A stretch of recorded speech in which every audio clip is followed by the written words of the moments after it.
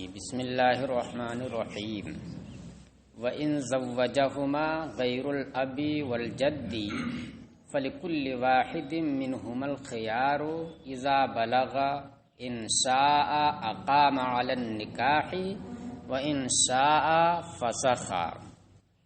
اور اگر صغیر اور صغیرہ کا نکاح باپ دادا کے علاوہ کسی اور ولی نے کر دیا، باپ دادا نے نہیں بلکہ ان دونوں کے سوا کسی اور ولی نے کر دیا، تو دیکھیے مطلق رکھا ہے نا، غیر الاب والجد، تو اب اس غیر میں جتنے اولیاء بن سکتے سب شامل ہیں۔ فَلِكُلِّ وَاحِدٍ مِّنْهُمَا الْخِيَارُ إِذَا بَلَغَ، تو ان دونوں میں سے ہر ایک کو اختیار رہے گا جب کہ وہ بالغ ہو جائے، بالغ ہونے کے وقت اختیار ملے گا۔ کیسا اختیار؟ ان شاء اقام علی النکاح و ان شاء فسخ، اگر چاہے تو نکاح کے اوپر قائم رہے، نکاح کو باقی رکھے، اور اگر چاہے تو اسے فسخ کر دے۔ وَهَذَا عِنْدَ أَبِي حَنِیفَةَ وَمُحَمَّدٍ، یہ طرفین کے نزدیک ہے، یعنی یہ اختیار باپ دادا کے علاوہ کے نکاح کرنے کی صورت میں۔ وقال ابو یوسف لا خیار لہما، اور امام ابو یوسف نے فرمایا کہ ان دونوں کو کوئی اختیار نہیں رہے گا، باپ دادا کے علاوہ کر دیں جب بھی، اعتباراً بالاب والجد، باپ اور دادا کے کیے ہوئے نکاح پر قیاس کرتے ہوئے، کہ جیسے باپ دادا نکاح کریں تو آپ کہتے ہیں کہ شفقت ان کے اندر پائی جاتی ہے، لہذا یہ نکاح کر دیں گے تو ان کا کیا ہوا نکاح لازم ہو جائے گا۔ تو اسی ہم کہتے ہیں کہ ان کی عدم موجودگی میں جو دوسرے اولیاء ہیں جن کو مانا گیا اولیاء، ان کے اندر بھی تو شفقت ہے، تو اس وجہ سے جیسے باپ دادا کا کیا ہوا نکاح لازم، ویسے باپ دادا کے علاوہ کسی دوسرے ولی کا کیا ہوا نکاح لازم ہے، یعنی فرق نہیں کیا قصور شفقت اور وفور شفقت میں۔ وَلَهُمَا أَنَّ قَرَابَةَ الْأَخِ نَاقِصَةٌ، اور طرفین کی دلیل یہ ہے کہ بھائی کی قرابت یہ کم ہے، باپ دادا کے مقابل میں بھائی کی قرابت، یہ مثال کے طور پر، چونکہ اس کے بعد بھائی کی طرف رجوع کرے گا، بھائی کی قرابت کم ہوتی ہے۔ وَالنُّقْصَانُ يُشْعِرُ بِقُصُورِ الشَّفْقَةِ، اور اس قرابت کی کمی شفقت کی کمی کو بتاتی ہے۔ جب قرابت کے اندر کمی ہے تو شفقت کے اندر بھی کمی ہوگی، چونکہ شفقت قرابت کی وجہ سے ہوتی ہے۔ فَيَتَطَرَّقُ الْخَلَلُ إِلَى الْمَقَاصِدِ عَسَى، لہذا مقاصد کی جانب خلل راہ پا سکتا ہے، اور یہ ممکن ہے۔ عصا کا استعمال جس طریقے سے یہاں ہوا ہے ویسا استعمال اہل عرب کم کرتے ہیں۔ یہاں دیکھیے عصا، اس کا نہ اسم ہے نہ خبر ہے، دونوں کو حذف کر صرف فعل استعمال کر دیا، حالانکہ اس کا اسم ہوتا ہے، اس کی خبر ہوتی ہے، تو ہونا کیا چاہیے تھا؟ اصل خلل یتطرق الی المقاصد، مقاصد کی جانب خلل کا راہ پانا ممکن ہے۔ والتدارک ممکن بخیار الادراک، اچھا اب خلل جب ہو سکتا ہے تو اس خلل کو دور کیسے کیا جائے؟ اور اس خلل کو دور کرنا، اس کمی کو پورا کرنا خیار بلوغ کے ذریعے ممکن ہے۔ ادراک، بلوغ، پک جانا، کسی کا اپنی انتہا کو پہنچ جانا، تو خیار بلوغ کے ذریعے اس کمی کی تلافی، اسے پورا کرنا ممکن ہے۔ وہی طلاق الجواب، یہ بات ختم ہو گئی، آسان بات تھی۔ اب دیکھیے کہہ رہے ہیں وہی طلاق الجواب، جواب کا اطلاق فی غیر الاب والجد، باپ اور دادا کے علاوہ میں، اس سے اشارہ کس کی جانب ہے؟ صاحب قدوری نے، یہ مختصر القدوری نے جو متن کی عبارت ہے اس کے اندر غیر الاب والجد مطلقاً کہا، یعنی باپ دادا کے علاوہ سب کو شامل ہوگا۔ یہ جب غیر الاب والجد کہہ دیا تو یہ مطلق ہے، اس میں کوئی قید وغیرہ نہیں لگی ہے، تو باپ دادا کو چھوڑ کر جتنے بھی ہوں گے سب کو شامل ہوگا۔ یہ قاضی کو بھی شامل ہوگا، قاضی بھی غیر الاب والجد میں آئے گا۔ کوئی نہ ہو تو یتیم کوئی بچی ہو تو اس کا نکاح قاضی ہی کرا سکتا ہے، یا ماں ہو تو ماں کو بھی کرا سکتا ہے، ماں بھی کرا سکتی ہے۔ تو یہ کہنا وہی اطلاق الجواب، اور امام قدوری کے جواب کا اطلاق غیر الاب والجد میں، یہ مطلق جو ہے یہ یتناول الامہ والقاضیہ، ماں اور قاضی کو بھی شامل ہے، یعنی ماں بھی اگر نکاح کرائے باپ دادا یا بھائی وغیرہ کی عدم موجودگی میں تو ایسی صورت میں اس کے لیے بھی مسئلہ یہی ہے کہ طرفین کے نزدیک خیار بلوغ رہے گا۔ اور کوئی نہ ہو تو قاضی کرائے تو قاضی کے کرانے کا بھی حکم ہی رہے گا کہ خیار بلوغ اسے ملے گا۔ وَهُوَ الصَّحِيحُ، اور وَهُوَ الصَّحِيحُ مِنَ الرِّوَایَتِ، امام اعظم سے یہی صحیح روایت ہے اور مفتابع ہے۔ اس کا مطلب کیا ہوا کہ اس کے علاوہ کوئی اور بھی روایت ہے امام اعظم سے، اور امام اعظم سے اس کے علاوہ ایک اور روایت ہے، خالد بن صبیح مروزی نے روایت کیا ہے۔ انہوں نے یہ روایت کیا ہے کہ قاضی جو ہے وہ اگر نکاح کر دے تو اس کا نکاح لازم ہو جائے گا۔ کیا ہو جائے گا؟ اس کا نکاح لازم ہو جائے گا۔ لیکن صحیح روایت یہ ہے کہ لازم نہیں ہوگا۔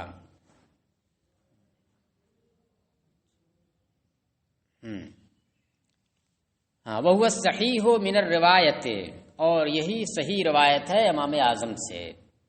کیوں آخر ایسا ہے کہ ماں بھی کر دے جب بھی خیار بلوغ رہے گا لازم نہیں ہوگا نکاح، قاضی کر دے نکاح صغیر صغیرہ کا جب بھی لازم نہیں ہوتا ہے، خیار بلوغ رہتا ہے۔ کہہ رہے لقصور الرائے فی احدہما، ان دونوں میں سے ایک کے اندر رائے کی کمی کی وجہ سے۔ شفقت تو زیادہ ہے، بلکہ باپ سے زیادہ شفقت ہوگی۔ کس کی بات ہو رہی ہے؟ ماں کی۔ ان دونوں میں سے ایک یعنی ماں کے اندر رائے کی کمی کی وجہ سے شفقت ہے لیکن رائے نہیں ہے، ناقص العقل ہے۔ وہ نقصان شفقت فی الآخر، اور دوسرے ولی یعنی جو قاضی ہے اس کے اندر رائے تو پورے طور سے، جبھی تو قاضی بنا ہے وہ، یعنی عام لوگوں سے زیادہ اس کے اندر رائے ہے اور علم ہے، جانکاری ہے، لیکن شفقت نہیں یہاں پر ہے۔ کیوں؟ قرابت نہیں ہے۔ وہ نقصان شفقت فی الآخر، اور دوسرے یعنی قاضی کے اندر شفقت کی کمی کی وجہ سے، اگرچہ رائے کا وفور ہے، رائے کی زیادتی ہے۔ فَيَتَخَيَّرُ، لہذا ان دونوں میں سے ہر ایک کو اختیار رہے گا۔ یتخیر ہوا ضمیر کا مرجع ہوگا کون؟ کل واحد منہما، کل واحد منہما۔ اچھا یہ بات ختم ہو گئی۔ تو اب اتنے کا خلاصہ کیا ہوا؟ اتنے کا خلاصہ یہ ہوا کہ باپ دادا اگر صغیر اور صغیرہ کا نکاح کر دیں تو وہ لازم ہو جاتا ہے، خیار بلوغ نہیں ملتا ہے۔ باپ دادا کے علاوہ کوئی بھی ہو ولی اگر وہ نکاح کرتا ہے تو ان دونوں کو بالغ ہونے کے وقت خیار بلوغ ملتا ہے۔ خیار بلوغ کا مطلب کیا ہوا؟ چاہیں تو نکاح کو قائم رکھیں اور چاہیں تو نکاح سے نکل جائیں اور نکاح کو فسخ کر دیں۔ اس کی اختلاف بھی بتا دیا کہ یہ طرفین کے نزدیک ہے۔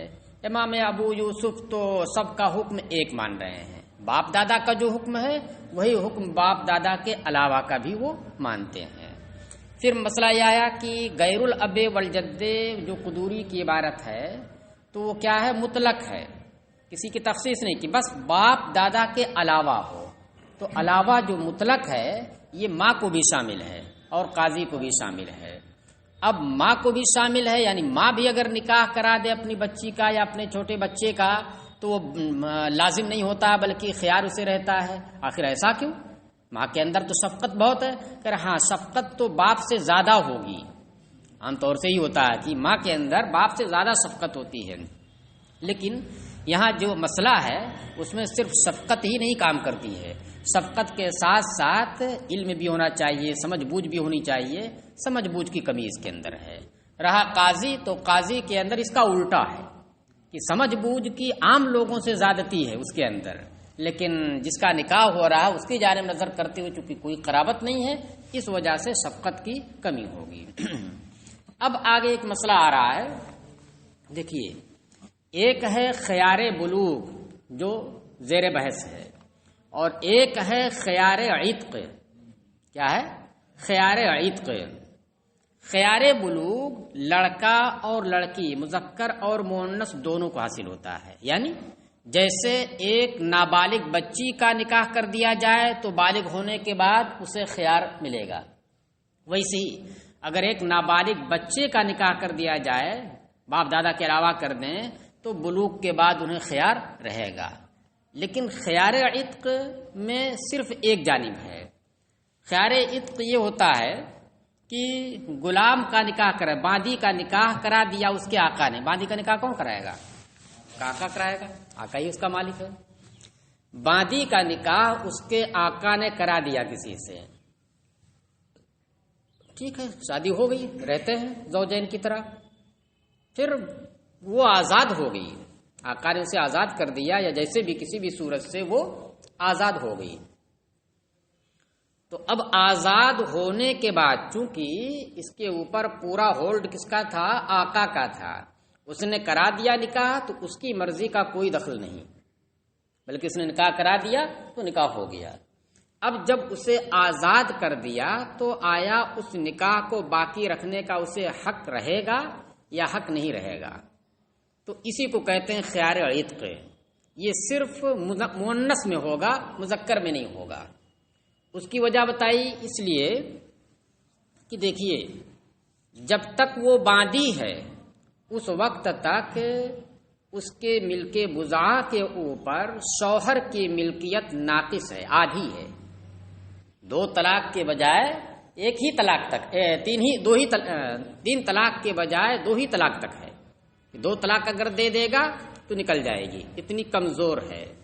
لیکن جیسے ہی وہ آزاد ہوگی تو آٹومیٹک یہ 2 کے بجائے اب 3 میں کنورٹ ہو جائے گا، یعنی اب ملکیت وہ اور مضبوط ہو جائے گی۔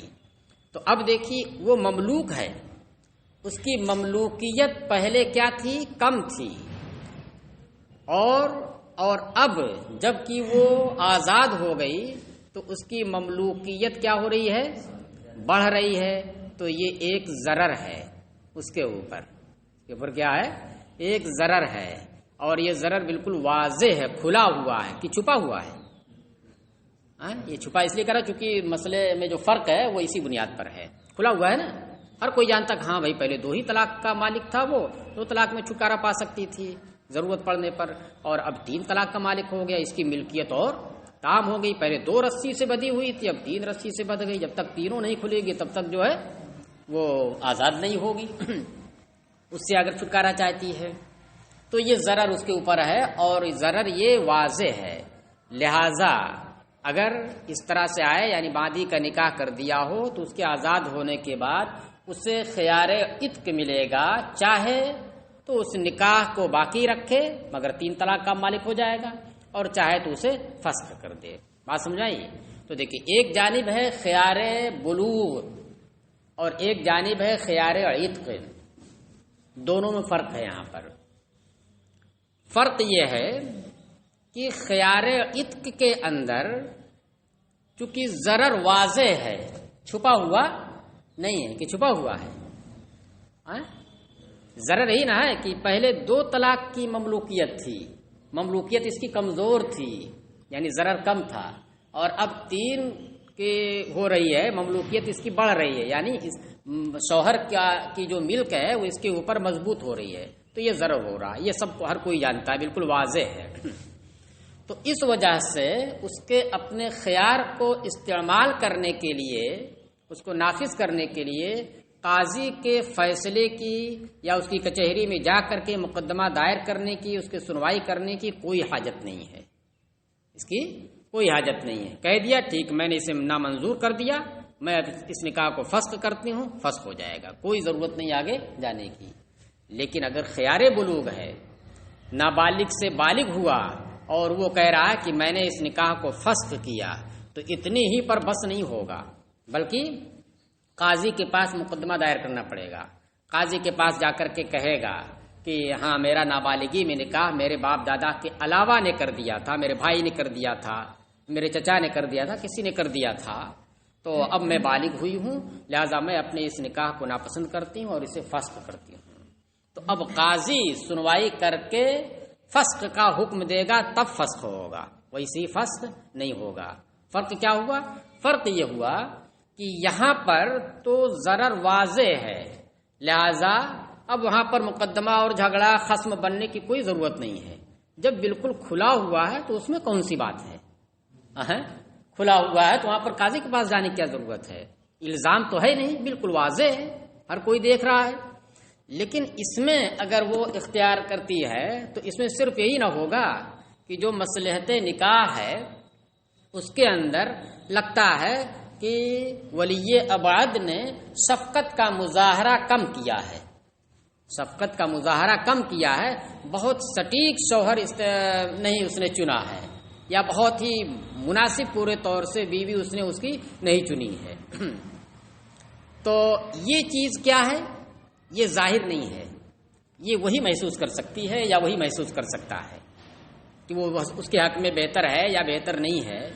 تو اب اگر وہ فسخ کر رہا ہے تو فسخ کرنے کا مطلب کیا ہوا کہ ایسے ضرر کا وہ دعویٰ کر رہا ہے یا کر رہی ہے جو ضرر متحقق نہیں ہے سب کی نظر میں، ہاں اس کا سبب پایا جا رہا ہے۔ وہ سبب کیا تھا؟ چونکہ ولی ابعد تھا جس کے اندر شفقت کی کمی تھی، اس لیے ممکن ہے کہ اس نے جو ہے کمی کی ہو، پورے طور سے اس پر مہربانی نہ کی ہو، تو اس وجہ سے اس کا یعنی ضرر کا یہاں پر متحقق ہونا طے نہیں بلکہ موہوم ہے۔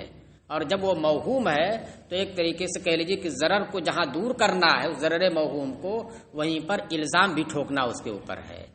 یہ کہہ سکتا ہے شوہر، یا ادھر سے ہے تو یہ لڑکی کہہ سکتی ہے کہ نہ میں اسے نہیں مانتی ہوں یا میں اسے نہیں مانتا ہوں، ایسی کوئی کمی میرے اندر نہیں ہے، انکار کر سکتا ہے۔ لیکن خیار عتق والے میں شوہر کہہ سکتا نہیں نہیں کہاں، پہلے بھی دو تھا اب بھی دو ہی ہے، نہیں کہہ سکتا ہے۔ تو اس وجہ سے خیار بلوغ اگر استعمال کرے کون؟ یہی دونوں میں سے کوئی ایک بالغ ہونے کے بعد، تو یوں ہی فسخ نہیں ہوگا بلکہ قاضی کے پاس مقدمہ دائر کرنا پڑے گا، قاضی فیصلہ کرے گا تب جا کر کے فسخ ہوگا۔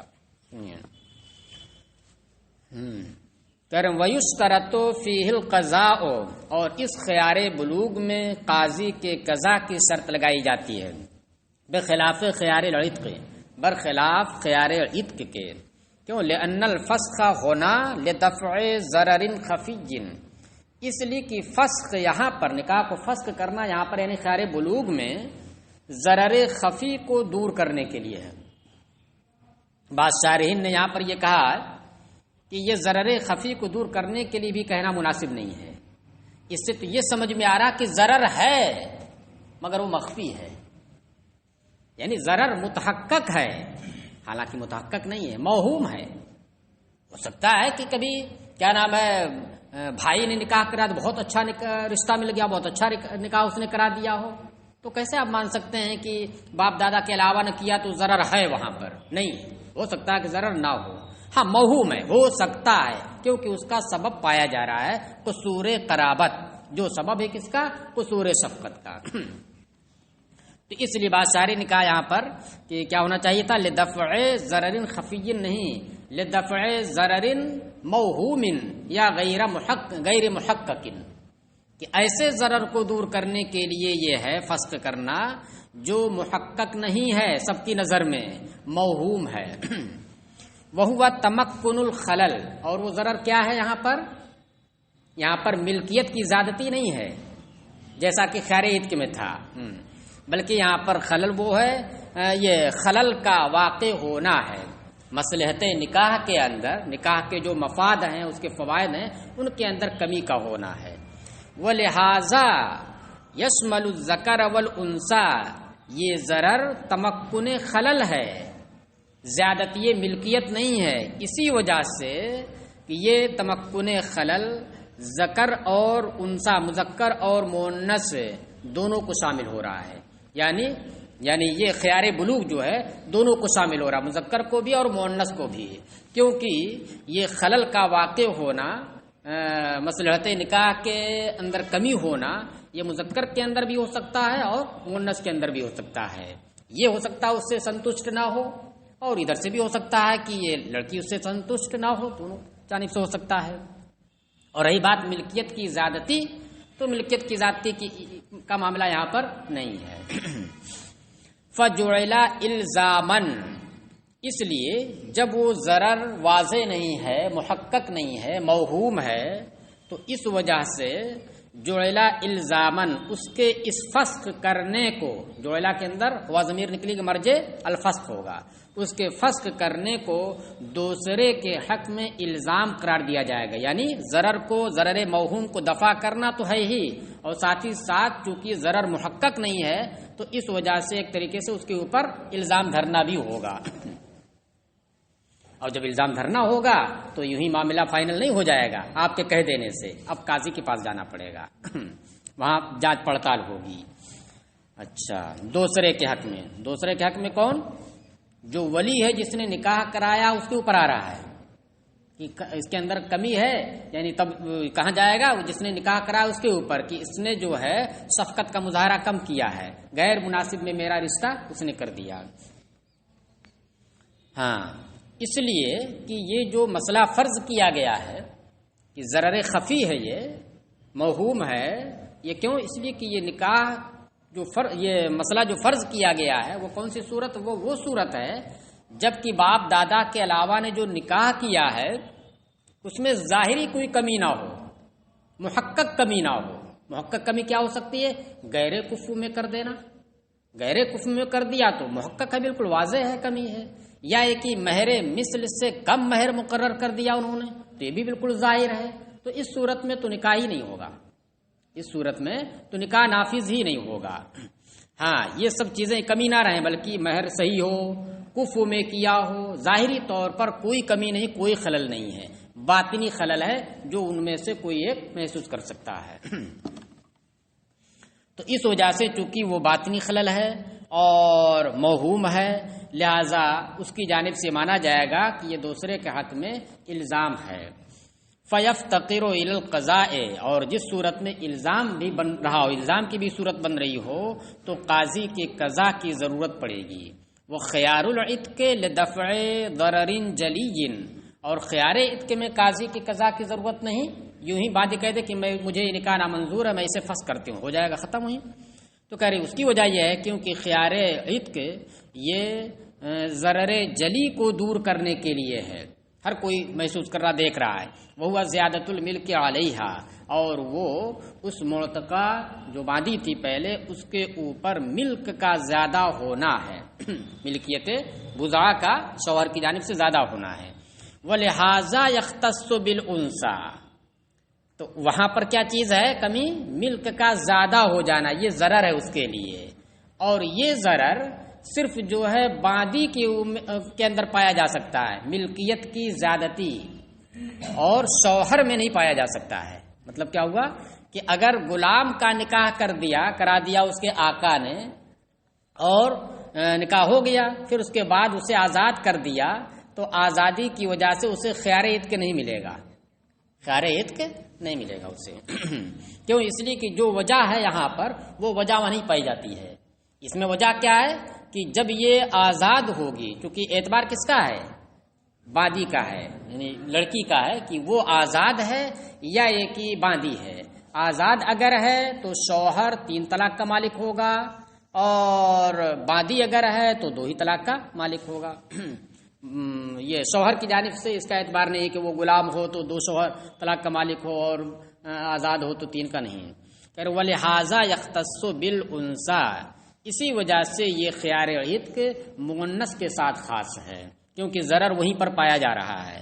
فَاعْتُبِرَ دَفْعًا، اس لیے اس سے صرف ضرر کو دور کرنا مانا گیا، الزام نہیں مانا گیا۔ اس میں الزام ہے ہی نہیں، بالکل واضح ہے۔ اب اس صورت میں بھی اگر وہ سامنے والا چلا جائے قاضی کے پاس، نہیں ہمیں یہ نہیں منظور ہے، تو یہ کوئی بات ہوئی؟ جو کھلی ہوئی بات ہے اس پہ کہاں جائے گا قاضی کے پاس؟ یہ تو خالی بالکل بلا وجہ خالی کورٹ کا وقت برباد کرنا ہے، کچہری کا وقت برباد کرنا ہے۔ کہ والدفع لا يفتقر الى القضاء، اور دفع یعنی جب ضرر بالکل واضح ہو اور اس کو دفع کرنا ہو تو پھر قضاء قاضی کی ضرورت نہیں پڑتی ہے۔ چلیے، ثم عندهما اذا بلغت الصغیرۃ وقد علمت بالنکاح فسکتت، پھر طرفین کے نزدیک، کس کے نزدیک؟ طرفین کے نزدیک، چونکہ امام ابو یوسف کے نزدیک تو یہ ہو گیا ہے کہ اسے خیال ہی نہیں ہے، باپ دادا کی طریقے سے باپ دادا کے علاوہ کا نکاح وہی حیثیت رکھتا ہے کہ لازم ہو جاتا ہے، تو اس لیے طرفین کے نزدیک ہے، تو لہذا ان کے نزدیک آگے کیا مسئلہ ہے کہ خیار کب باطل ہوگا کب نہیں باطل ہوگا، اس کی وجہ انہی کے نزدیک بتائی جائے گی، ان کے یہاں تو ہے ہی نہیں۔ پھر طرفین کے نزدیک یہ ہے کہ اذا بلغت الصغیرۃ، کہ جب صغیرہ بالغ ہو جائے، وقد علمت بالنکاح، اس حال میں کہ اسے نکاح کا علم بھی ہو کہ ہاں میرا نکاح ہوا ہے، یہ علم ہونا چاہیے۔ یعنی یہ علم ضروری نہیں ہے کہ وہ جانے کہ مجھے نکاح کے فسخ کرنے کا بھی اختیار شریعت نے دیا ہے، اس کی ضرورت نہیں ہے، اس سے اگر ناواقف بھی رہے جب بھی کوئی فرق نہیں پڑے گا۔ ہاں یہ جاننا ضروری ہے کہ اسے معلوم ہو کہ میرا نکاح میرے ولی نے کر دیا ہے، کیونکہ اسی نکاح کو فسخ کرنے نہ کرنے کا مسئلہ ہے، تو جب اسے جانے گی جبھی نہ اس کے اوپر حکم لگائے گی کوئی، اور جانے گی ہی نہیں تو کیا کرے گی۔ چلیے کہ کیا فرمایا ان دونوں کے نزدیک، جب صغیرہ بالغ ہو جائے اس حال میں کہ اسے نکاح کا علم ہو، فسکتت، اور پھر وہ خاموش رہے، فہو رضا، تو یہ رضا ہے اس کی جانب سے۔ وَإِلَّمْ تَعْلَمْ بِالنِّكَاحِ فَلَهَا الْخِيَارُ حَتَّى تَعْلَمَ فَتَسْكُتَ، اور اگرچہ اسے نکاح کا علم نہ ہو، وَإِلَّمْ تَعْلَمْ بِالنِّكَاحِ، اگرچہ اسے نکاح کا علم، اگر اسے نکاح کا علم نہ ہو، فَلَهَا الْخِيَارُ، تو اسے خیار رہے گا کب تک؟ حَتَّى تَعْلَمَ فَتَسْكُتَ، یہاں تک کہ وہ جانے اور خاموش رہے۔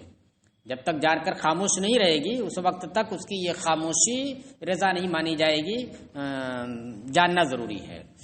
شرط العلم باصل النکاح، یہاں پر دیکھیے اصل نکاح کے علم کی شرط لگائی ہے، کس نے؟ یہ فعل ماضی معروف ہے، مجہول پڑھ دیے تھے ہے نا، تم کو دیکھ لینا چاہیے بین السطور کو بھی، بین السطور میں کیا دیا ہے؟ الامام محمد، فاعل ذکر کر دیا ہے نا۔ شرط العلم باصل النکاح، امام محمد نے جامع صغیر کے اندر اصل نکاح کے علم کی شرط لگائی ہے، اصل نکاح کا علم اسے ہونا چاہیے، اب خاموش رہی تو خاموشی رضا مانی جائے گی۔ لأنها لا تتمکن من التصرف الا به، کیونکہ وہ بغیر اس کے، الا به بغیر اصل نکاح کے علم کے تصرف کر ہی نہیں سکتی ہے، جب آدمی جانے گا جبھی نہ تصرف کرے گا۔ والولی یتفرد به، اب رہی یہ بات کہ ایسا کیسے ہو سکتا ہے کہ اسے جانکاری ہی نہ ہو، ولی نکاح کرا دے اور اسے بتائے نہ، اسے ضرور بتانا چاہیے، تو اس کو کہہ رہے ہیں والولی یتفرد به، اور ولی اس میں متفرد ہے، مستقل ہے، یعنی نکاح کرانے کے وقت اس کے لیے نہیں کہ جا کر کے صغیرہ کو بتائے کہ تمہارا نکاح میں فلاں سے کرنے جا رہا ہوں، نہیں، بالکل متفرد ہے، کر دیا اس نے، بتایا بھی نہیں، تو کوئی ضروری نہیں ہے کہ جب اس نے کر دیا ہو تو بتایا بھی ہو، یعنی یہ ممکن ہے کہ وہ نہ بتائے کیونکہ وہ متفرد ہے، بتانا ضروری ہے نہیں۔ والولی یتفرد به، اور ولی اس نکاح کرانے میں متفرد ہے، بالکل مستقل ہے۔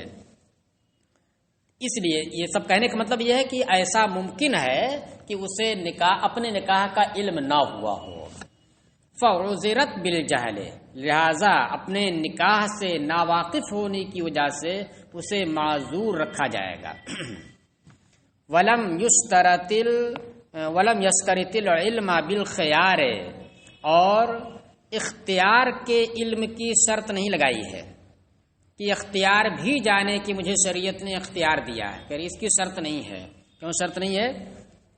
لأنها تتفرغ لمعرفت احکام الشرع، اس لیے کہ احکام شرع کی معرفت کے لیے وہ فارغ ہے، وہ آزاد ہے۔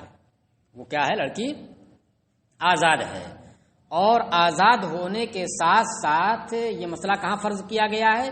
ایسی جگہ فرض کیا گیا ہے جہاں پر علم دین کی روشنی ملتی ہو اور پھوٹتی ہو، ایسی جگہ پر نہیں کہ جہاں پر علم دین کی روشنی ہی نہ ہو، جیسے دارالحرب میں جہاں پر جو ہے شاعر اسلام وغیرہ نہ ہو اور وہاں پر اس طریقے سے علم دین کی روشنی نہ پھوٹ رہی ہو تو وہاں کا مسئلہ الگ ہو جائے گا، وہاں پر عذر ہو سکتا ہے۔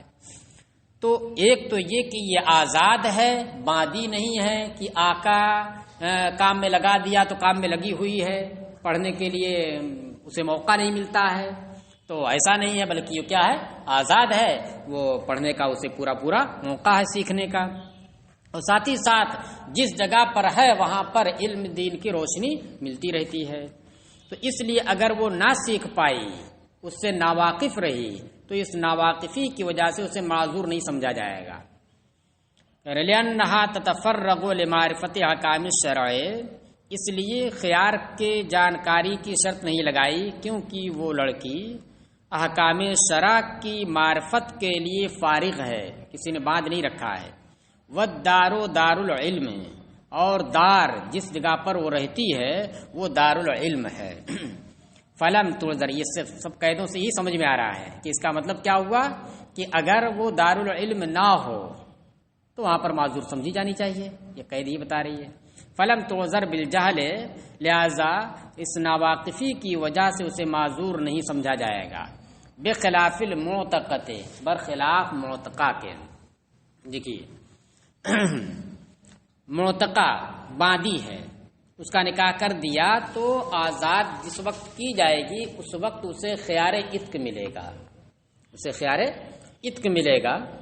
اب جب خیار عتق ملے گا تو اس کو استعمال کرتے ہوئے وہ کہہ سکتی ہے کہ میں نے اس کو نافذ کیا، یا کہہ سکتی ہے کہ میں نے اسے فسخ کر دیا، ختم کر دیا۔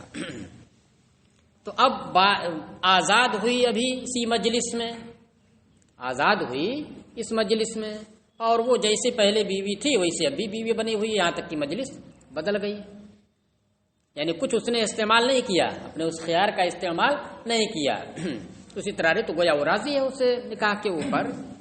تو کہہ رہے کہ اس کے حق میں یہ چیز کہ اگر وہ اپنے اس اختیار کو نہ جانتی ہو کہ شریعت نے مجھے اختیار دیا ہے، اور اس کی وجہ سے اس نے اپنے اس اختیار کو استعمال نہ کیا، جانتی ہی نہیں کہ استعمال کرے، تو کہہ رہے کہ اس کو معذور سمجھا جائے گا، وہ معذور سمجھا جائے گا کیونکہ وہ فارغ نہیں ہے احکام شرع کی معرفت کے لیے، آقا کی خدمت میں رہتی ہے۔ کہہ رہے برخلاف معتقہ کے، لأن الامۃ لا تتفرغ لمعرفتها، کیونکہ باندھی احکام شرع، ہاں ضمیر کا مرجع کون ہے؟ احکام الشرع، احکام شرع کی معرفت کے لیے اس کے پاس موقع نہیں، وہ فارغ نہیں۔ فعذرت بالجہل، لہذا